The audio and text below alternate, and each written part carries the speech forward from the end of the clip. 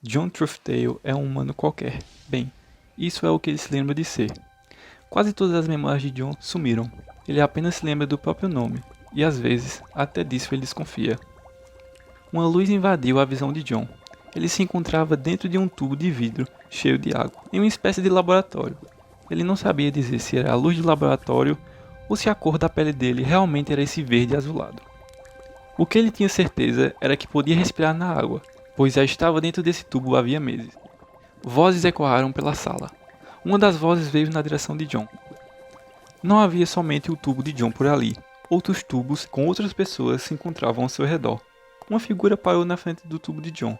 Essa figura era o motivo da falta de memória de John. As vozes da sala o chamam de Doutor Enigma, um velho de pouco cabelo e voz robotizada. Eu espero muito de você, meu animal perfeito. Essas foram as últimas palavras que Doutor Enigma falou antes de sumir completamente. Dias se passaram e John ouviu um barulho no fundo do laboratório. Pensou que o doutor estava finalmente de volta para fazer mais uma sessão de modificações no seu corpo. John só queria ser livre. Não aguentava mais esses experimentos. Ele não lembrava de ter aceitado nada disso. Quase como se seus desejos fossem atendidos, o tubo cheio de água começou a se esvaziar e uma tampa se abriu na parte de cima. Com muita dificuldade, John conseguiu subir e sair do tubo. Apenas o tubo de John havia sido aberto. Ele rapidamente correu para o fundo do laboratório, passando por um corredor repleto de portas. Primeiro, se armou com um machado, depois vestiu-se com algumas roupas. No caminho até o fim do corredor havia duas portas de ferro, totalmente trancadas. Ele tentou abrir, mas não teve sucesso. Seguiu para o fim do corredor. Uma porta extremamente grossa com uma alavanca se encontrava lá.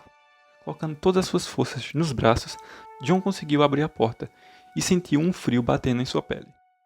O laboratório era dentro de uma caverna. John andou um pouco e finalmente viu o céu. O chão estava coberto de neve e ele estava em uma floresta. Um esquilo pulou de uma árvore e começou a falar algo. John entendeu o que o esquilo disse.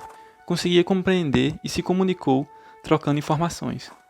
O animal disse haver uma casa ali perto, então ambos seguiram naquela direção. Quando John e o esquilo chegaram perto da casa, a neve começou a se mover.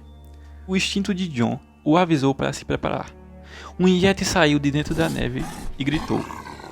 John sentiu a sua pele criar pelos e o seu rosto se alongar e se achatar, enquanto se agachava, se transformando em um lobo. John, agora em forma de lobo, lutou contra o Yeti. Mordidas e arranhões fizeram com que o Yeti gritasse, mas o Yeti era muito mais forte. Jogou o lobo para um lado e para o outro. Desesperado, John, em forma de lobo, correu para casa passando por uma brecha e desmaiando em uma cama.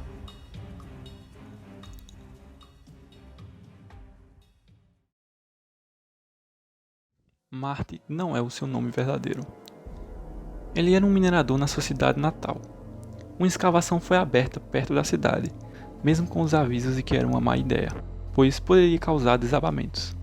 Um templo foi encontrado embaixo da cidade, e em seu centro, uma tumba. Todos os trabalhadores se juntaram para abrir a tumba em busca de algum tesouro. Algo horrível se encontrava lá. Um sarcófago aberto, uma maldição liberada. Liberaram algo que não dava para ser parado. Deixava podridão onde passava. Marty se escondeu dentro de outro sarcófago, onde havia lanças na porta. E quando entrou, foi perfurado. Marty observou essa coisa liberada levar cada pessoa ali para dentro do sarcófago. Mas ela não parou com as pessoas presentes.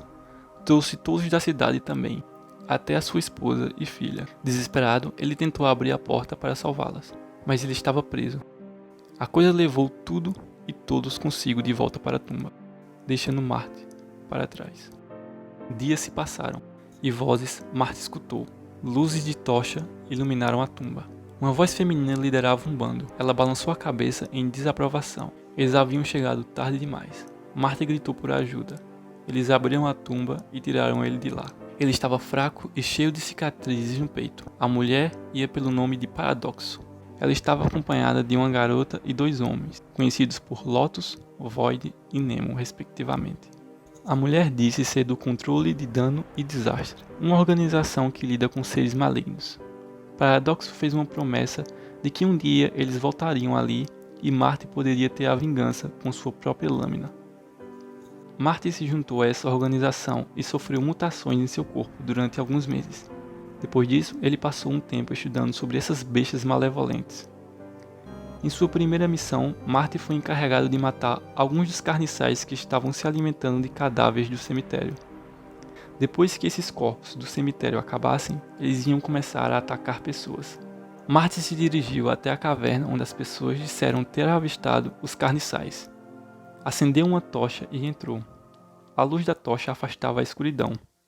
Algo se moveu atrás de Marty. Rapidamente ele jogou a tocha na direção do barulho, revelando 2 carniçais. Esses monstros correram para o ataque.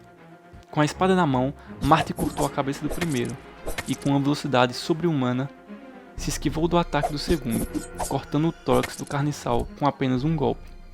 A raiva desses monstros alimentava sua força. Marty queimou os corpos dos carniçais e retornou para o QG da organização. 5 anos se passaram e ele foi enviado para uma nova missão. Pessoas na Cidade Vermelha começaram a aparecer mortas, com a sua vida totalmente sugada. A face dessas pessoas mortas é toda deformada, com os olhos negros e a boca arregalada, seu corpo todo retorcido. Que tipo de aberração Marty irá encontrar nessa cidade?